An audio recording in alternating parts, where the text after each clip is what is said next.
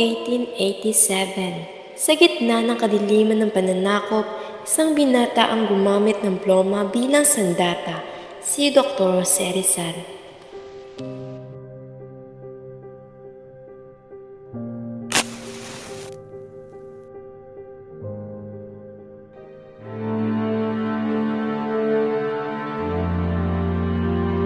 Mahal ko ang aking bayan, pagkat utang ko rito at magiging utang pa ang aking kaligayahan.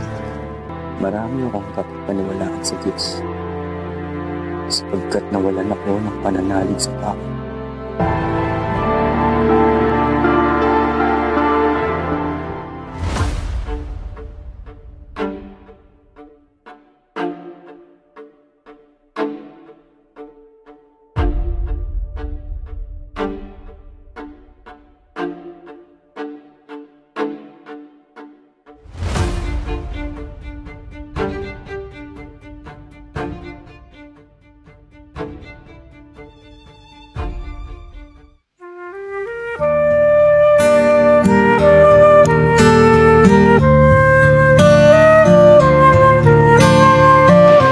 Maria Clara ang larawan ng dalagang Pilipina.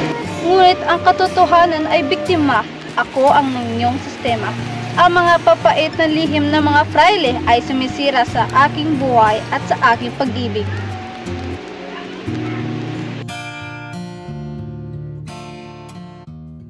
Hindi kailanman magiging malaya ang Pilipinas. Kung ang kaisipan nito ay nakagapos, kailangan natin magising. Gagamitin ko ang aking mga nobela, ang Noli at Feli, upang ilantad ang kanser ng lipunan.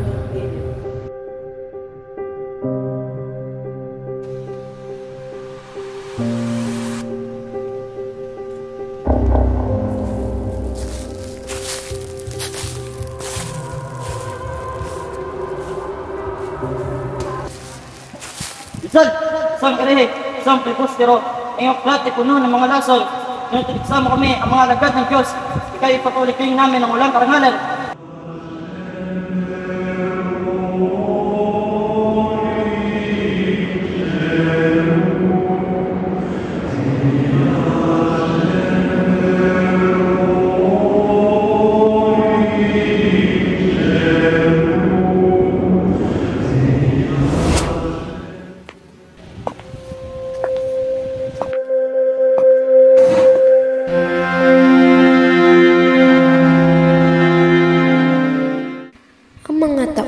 Rizal ay naging mga salamin ng tunay na Pilipinas, ang mga nagdurusa at ang mga naghangad ng pagbabago.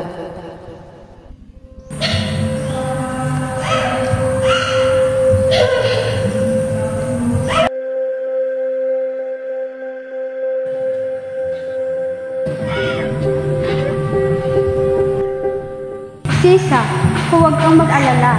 Ang pagdurusa mo ay hindi na magiging walang kabuluhan. Gising na ang bayan. Tinuruan tayo ni Rizal na ang mga inaapi ay may karapatang lumaban. Hindi ng dahas, kundi ng edukasyon. Ang aking mga anak, nawawala sila.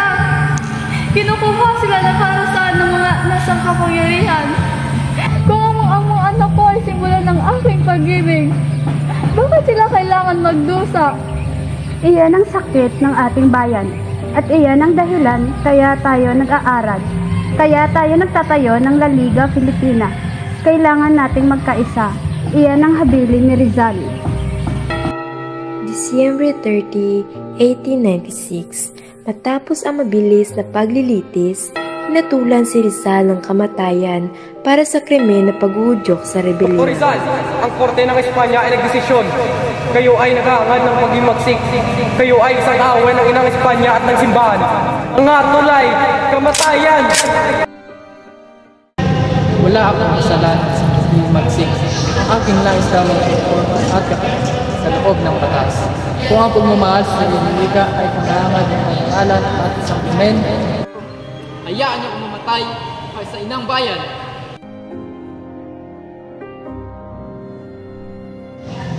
Jose, huwag mo kakalimutan. Ikay na mamatay, ngunit ang iyong ideya ay mabubuhay. Hindi ninyo siya pinatay. Ginawa niyo siyang bayani. Ang kanyang kamatayan ang magpapaalam sa damdamin ng mga Pilipino.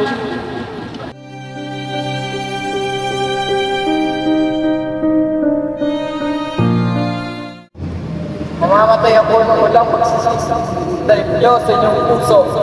Ang hindi magmahal sa sariling wika ay masawar pa sa malansang isda.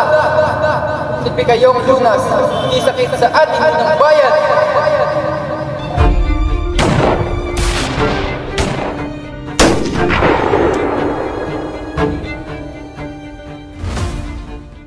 Namatay ang tao, ngunit isinilang pambansang diwa si Dr. Jose Rizal, ang bayaning nagturo sa atin na ang pinakamakapangyarihang sandata ay hindi espada, kundi ang panulat at ang edukasyon. Todos ellos van